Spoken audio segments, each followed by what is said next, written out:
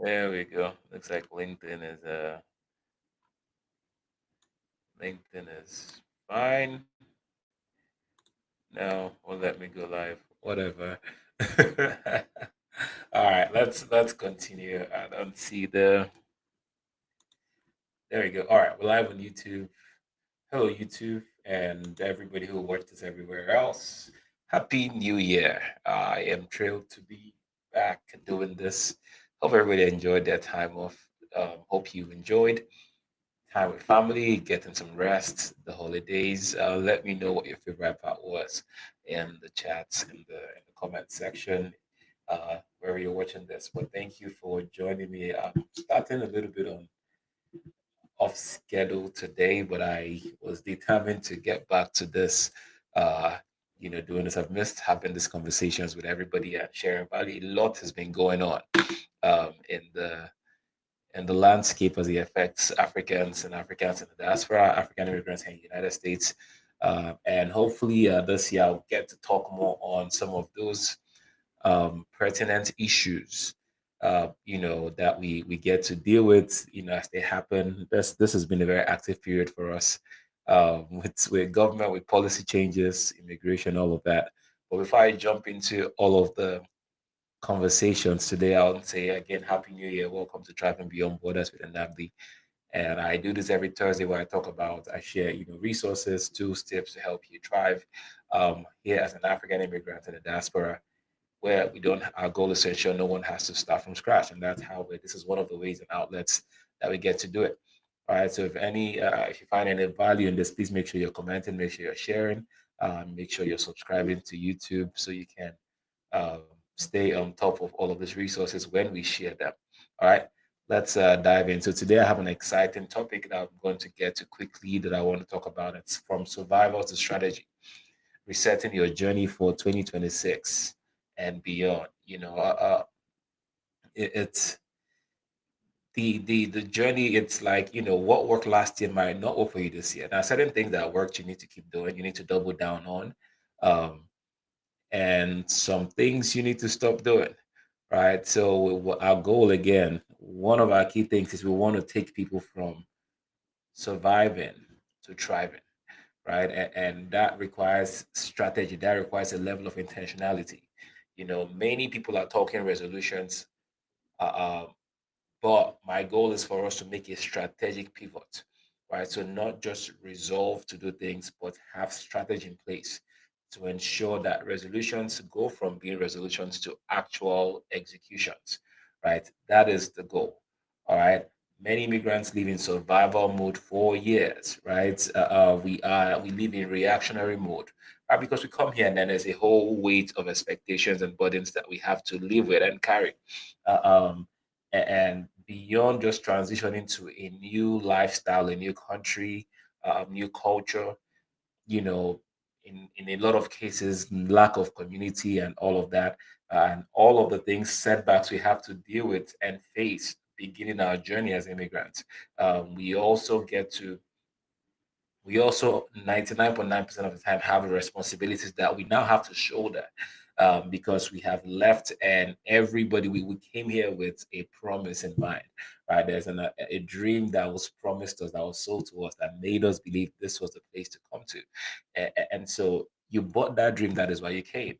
But you were not just the only one who bought, you are living that dream for your family, for your siblings, extended family, everybody who believes that things are meant to be better because now you are outside the country. You are in a new place where money grows on trees, right? So that's the situation a lot of us are faced with. And so what happens is we begin our journey, and it's the first time you're able to earn, you suddenly also feel that immediate obligation to help out, to take on responsibilities, to be the breadwinner, to be the sustainer, to make sure that you're bringing your people along and your family. There's instant obligations that we have to deal with, and it doesn't pause the responsibilities that you have here in the United States, right? You have bills that are due, you have things that are important that you have to take care of. You have your obligations here. If you have a family here, you know how costly it can get.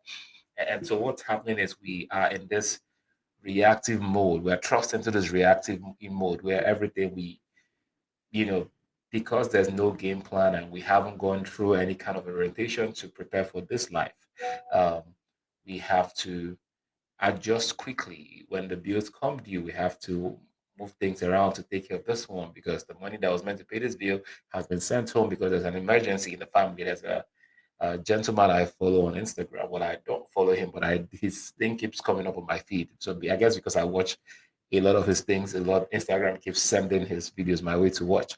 But he talks about like, listen, as an immigrant, you hear your family will tell you that somebody swallowed shovel, and then you have to figure out a way to solve that. Every emergency becomes your emergency. So whether it's with the shovel swallowing uh, situation or just crazy things or maybe very legitimate concerns that's trust on you, a lot of us never um, get the opportunity to stop, slow down, plan, strategize. Right. So my goal today is to work with us to go from reactive, letting life happen to you, to proactive, right? That means designing outcomes you want this year and then applying it. All right. So stage one, and I want to, the first thing I need us to do, right? Is let's begin to frame the year intentionally. Right. And that's what I want to talk about. How do I frame the year intentionally? There has to be a level of intentionality to go from hustle mode to thriving, right? There has to be structure in place. That is the truth. If not, it's going to be the same chaos of 2025. It's going to be the same reactionary lifestyle of 2025. And we don't want to get to the end of the year and realize, man, it's been a tough couple of years. How do we ensure that that is not the case, at least within what we can control? All right. So first one is let's go of 2025 baggage, right? Do not pass with the past. Do not pass with everything that happened in 2025. It was a rough year. It was a crazy year. Whatever the negative uh, um, weight of last year was, it's time to let it go. Whatever failures you experienced, it's time to let it go, right? Especially if it's a product of poor strategy, right? Any of the things, let go of all of the baggage of last year. Don't pass with the past. It's past now. We get to reset. We get to the beautiful thing about this calendar. It's gonna close out, and then a new day is going to come. Right. And so if you're a person of faith, we say joy comes in the morning. Right. So there's going to be morning and we get to reset. We get to start afresh. All right. So let go of the baggage of 2025. Now I have three pillars, that of your reset. Three pillars of your reset. The first pillar is your career, right? Your career. The second pillar is your finances, and the third pillar is family/community. All right, these are the three pillars you want to make sure you have, do some kind of reset. At least look at what you have in place. So your career. My question for you is: are you in a waiting room or in a growth room? Okay, are you in a waiting room or in a growth room? Yeah, it's time to, again, we need to reset and adjust.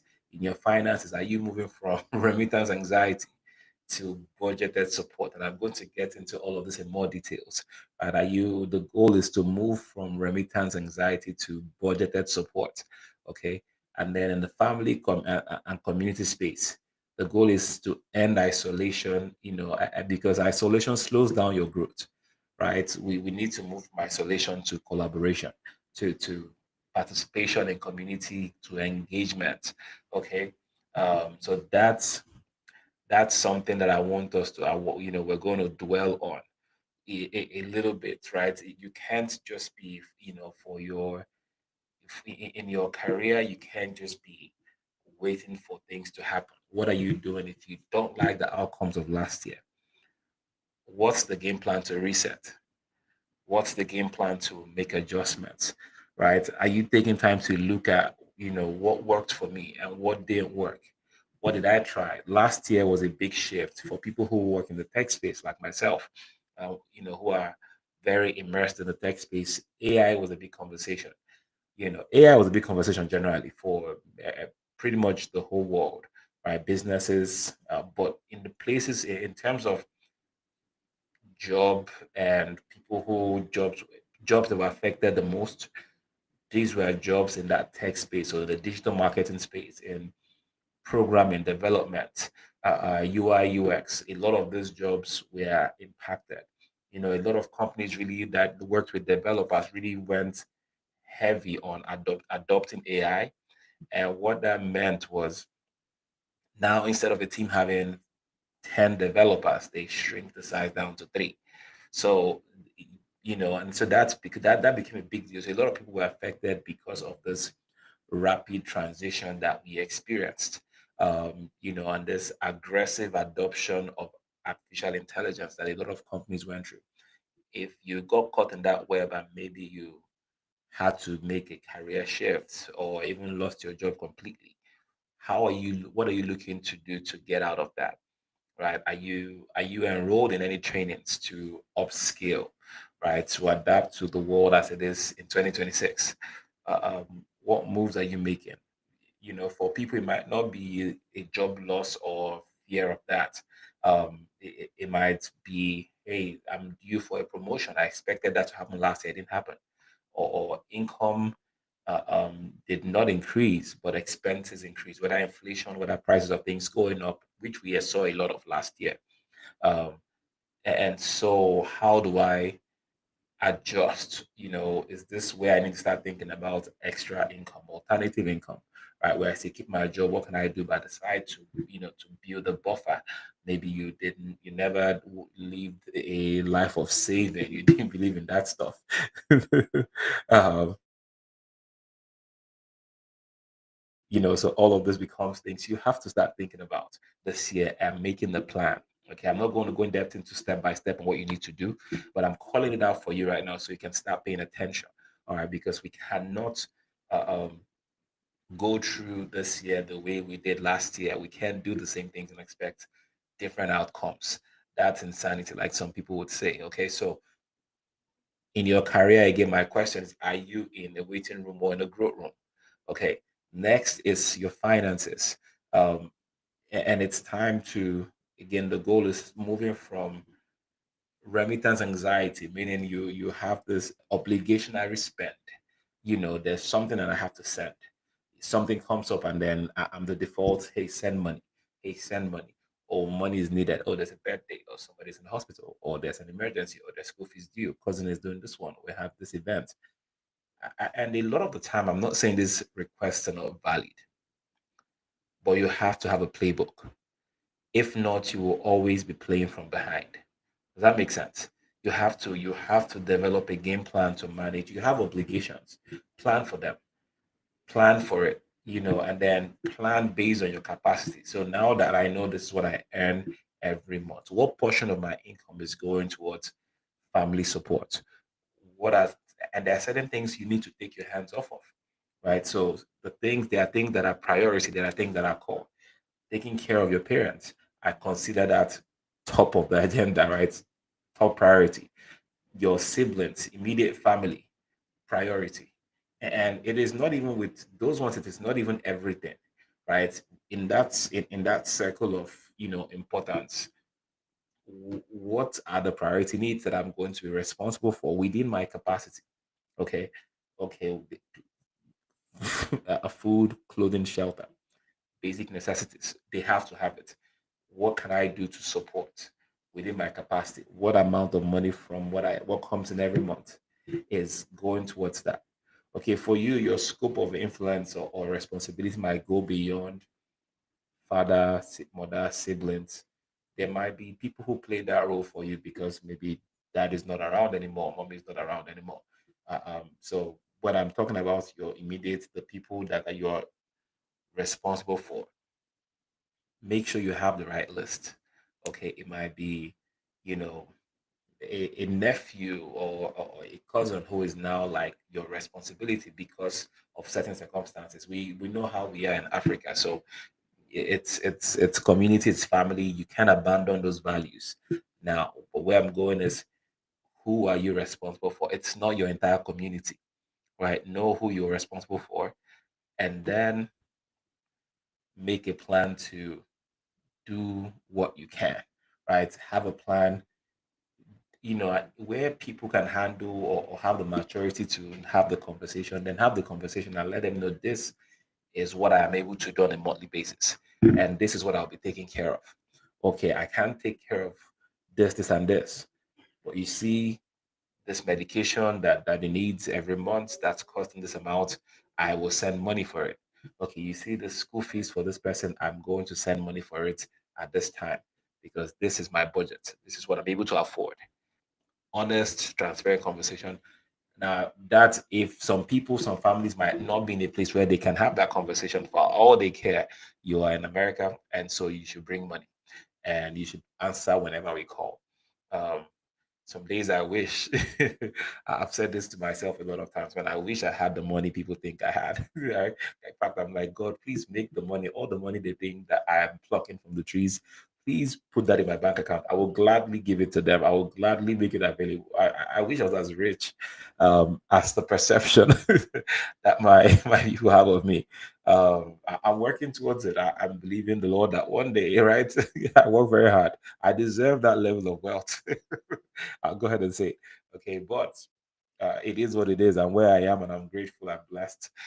So no complaints here. But you know where you are. You know what comes in every month. You know what comes into your bank account every month. You know your income. You know your obligations here that you have to take care of. Based on that, plan to take care of things at home. That way budgeted support. So you have a clear play by play. You have a clear amount and you don't exert yourself. There might be occasions, and that's where, again, this is not a financial planning session. Savings and all of those things come in, emergency funds. So if there's emergencies, that's when you use emergency funds, right? If you are locating any flex cash to yourself where you just have lose money to do whatever, your lose money could be once in a while, maybe something is happening and you lose cash. I'm going to take this money that is lose money and I'll take care of this miscellaneous expense, miscellaneous funds that I have in my budget. I'll use that. But make sure your money has assignments this year. Assign every dollar to a responsibility. It is really important that we do that. And then the third pillar I talked about was family and community. Okay. Uh, um, the bedrock of society that like we learned, and it's a core value for us, is community. It's super important that we never neglect that, especially if you're one who your people rallied behind you to make sure you're where you are, that you're able to leave the country to in pursuit of greener pastures, in pursuit of your goals and your dreams to relocate to the US. You can't get here and abandon them. Okay, so family, you need family because there are sometimes people don't, you might not have people around you that get you. There are certain things I want to, there's a level of freedom I feel when I'm among my siblings, among my family. There's a level of calm. There's, this, I'm amongst my people, I'm good. Okay, it helps to have that. You have to nurture that, especially as time begins to pass. And I look at myself, my siblings now, and I remember when we were kids and how we used to be. And now we're a lot older with more responsibilities with individual families ourselves, with individual lives. And it's a blessing to still have this, right? Complete, all of my siblings, everybody in good health, doing well. Um, it's a blessing, and one of the things I'm resolving to do and do a lot better is to be more intentional about nurturing relationships with my immediate family. It's something I feel like it needs to be there because life can get so busy. We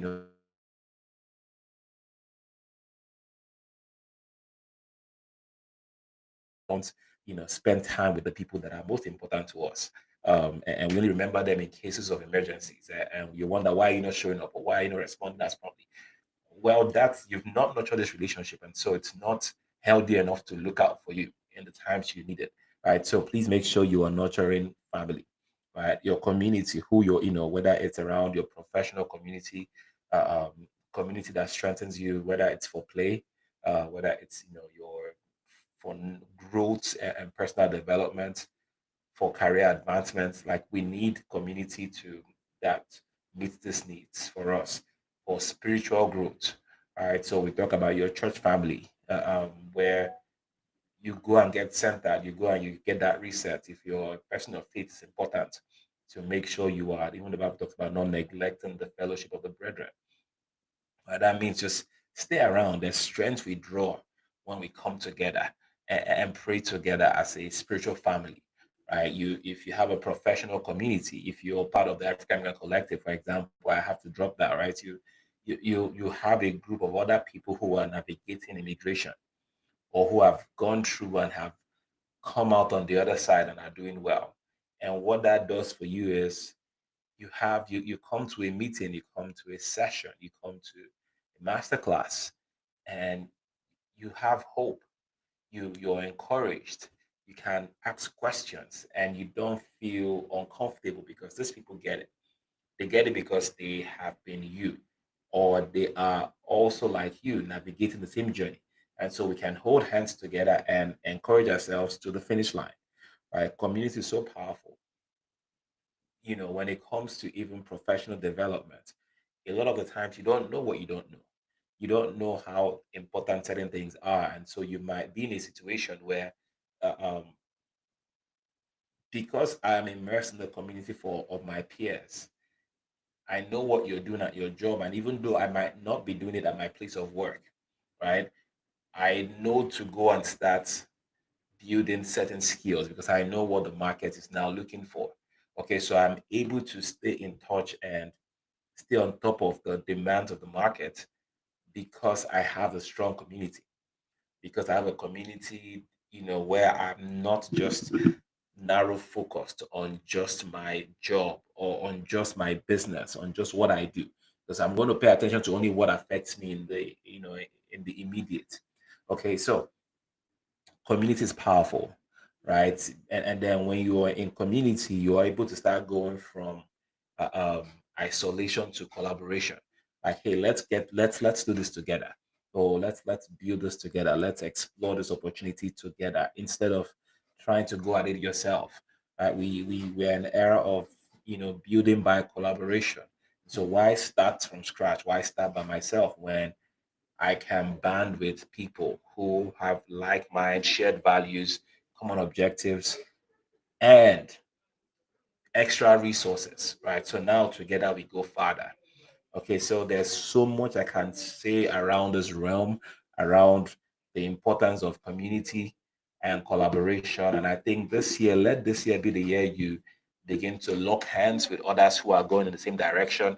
Because when we go together, we go farther, right? When you go alone, you go faster because there's less, you're not carrying anybody, nobody's carrying you. You can go fast, but how far you go is limited. But when we go together, there's synergy, right? There's a synergy that we have where now it's collective strength and suddenly it's multiplied in its outcome. The output is multiplied. So I really want to push that for us this year. We are going to be driving a lot of initiatives around collaboration and working together and building together. Find your tribe, join the African American Collective, and find your people.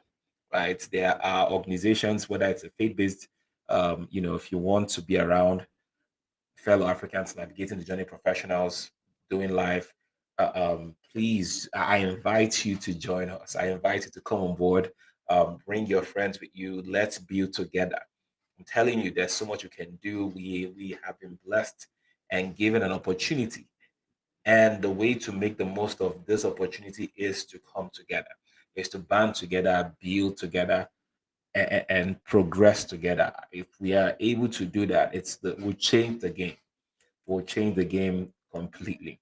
All right. So that's the family slash community pillar. Don't go at this year by yourself.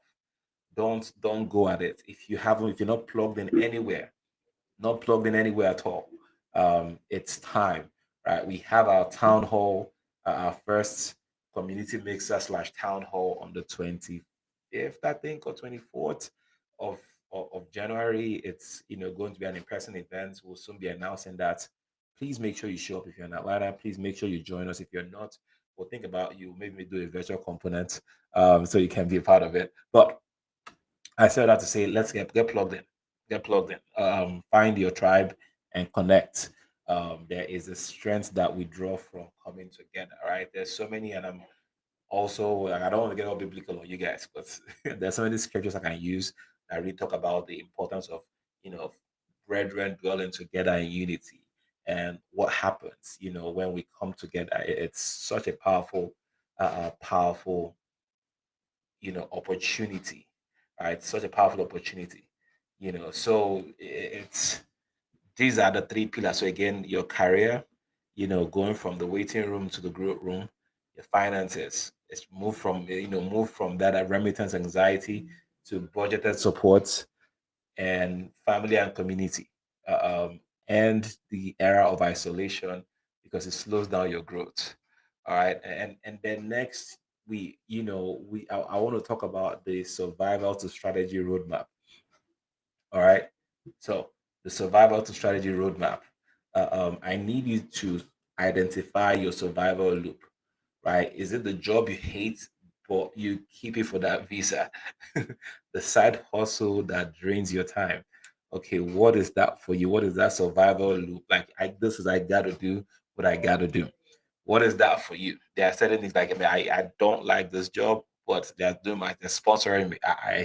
I'm not going to throw shade about my experience, and I'm grateful for every phase of my journey. But I know how and understand how it feels to really stay in that because of your situation. There's not too many organizations who are willing to deal with immigrants. I'm talking to a brother from our community now, and it's the same situation.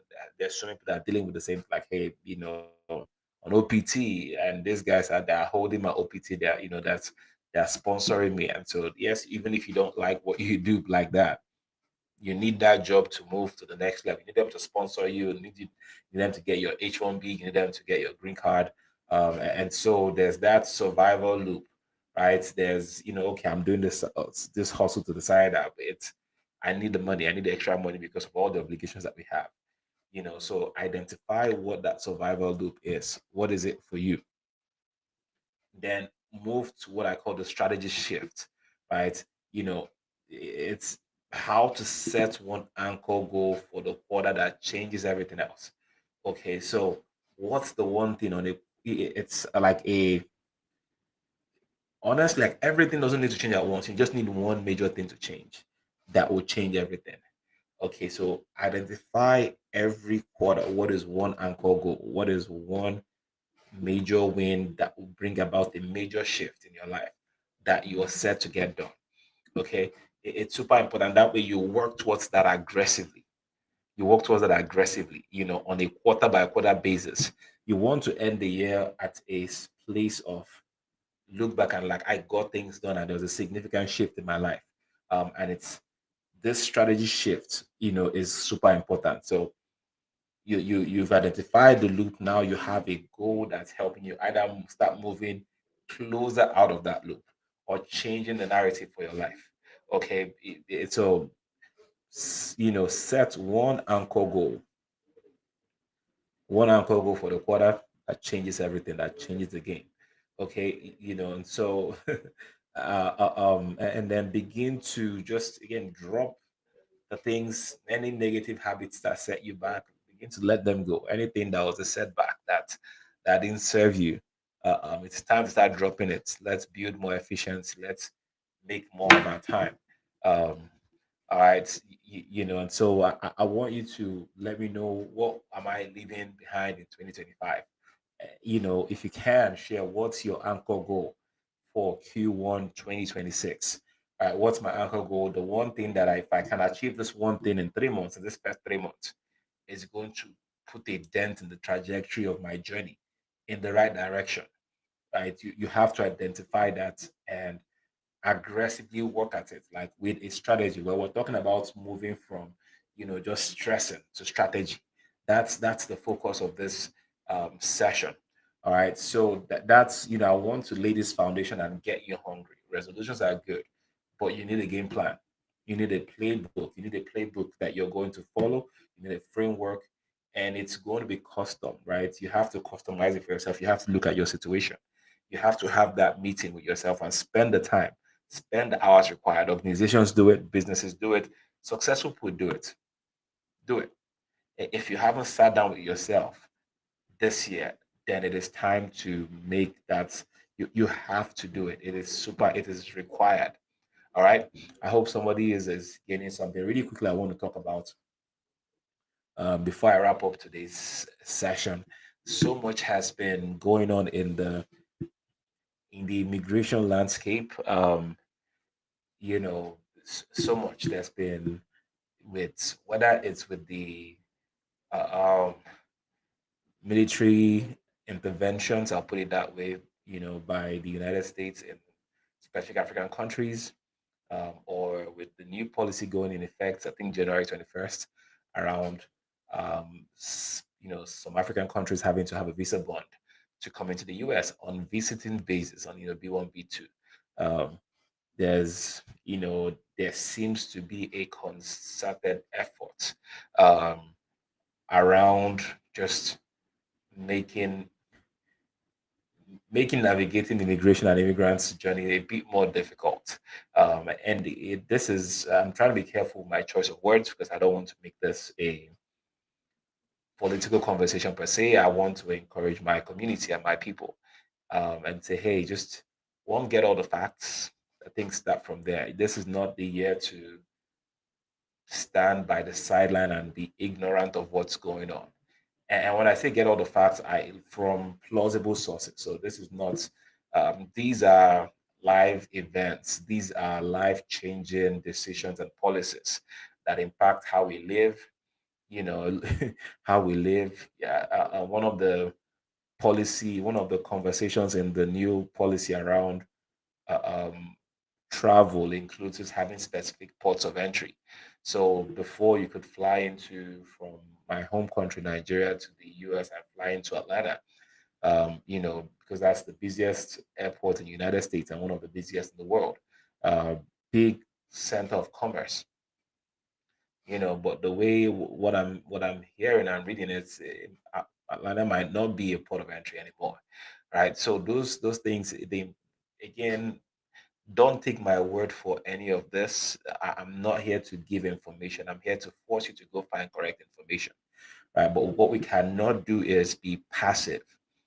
Especially for those of us who are resident here in the United States, we have to pay attention to what's going on. Pay attention to the news and get correct facts. There is going to be a lot of what do you call it now? Sensationalism in the media because it gets clicks, it gets views, and yeah, good for them, right? But beyond the views and all of that, and people stirring up a certain emotion, please first of all get the facts. Make sure you are informed and staying informed. Um, Come up with an approach to stay up to date. Okay, don't fall behind on the news now because it's important. You don't want to find out about something that affects you, and you have little or no time to make adjustments or make any changes. So design some kind of system in place. Put some system in place to help you with staying on top of what's going on within the immigration ecosystem. Stay on top of the conversations that are being had. Stay on top of the news. Know what policy changes are coming down the pipeline. Um, be Stay informed and updated. Not just informed, but constantly informed. Again, make sure you're getting correct facts. That's the first one.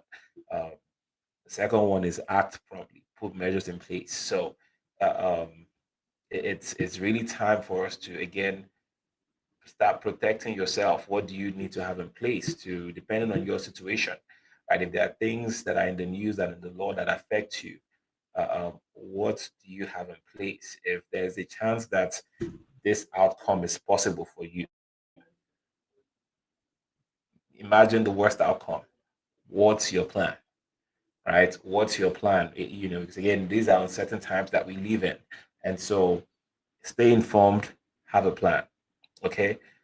Again, the plan is going to be different based on your situation, based on how these things affect you, what's in the news, so know what's going on, have a plan, think of what's outcomes, and then plan.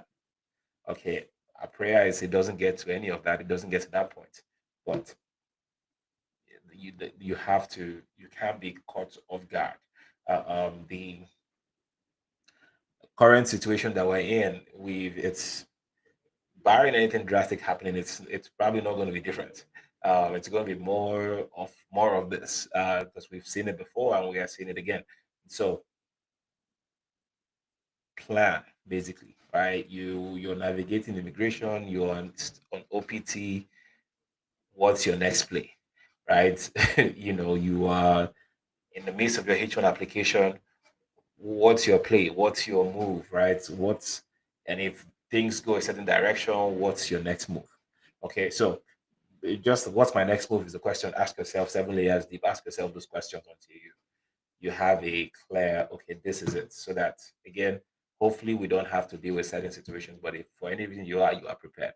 Um, so get informed, stay informed, have a plan. Um, and this one is interesting because it speaks to myself and a lot of people. Um, begin to build build a road back home. If you haven't been doing this and actively doing it, make sure you know your way home. And I'm not saying that in terms of like wanting to leave or that you're going to have to up and leave or uproot. Um, but in the end, some of these events remind you. I'll say it's, I'll say it in my language. I be around Obia, I Obia. So no matter how much we get, I Obia. Let Google translate that for you. I Obia. You understand that? You can say I be Abia. So always make sure you build your bridge back home. Make sure you've not burnt. If you burn the bridges, then start buying materials to build it back. Because who knows? Who knows? It's super important. Don't make sure that those connections are still strong. Um, but that's what I recommend. And don't go at this by yourself.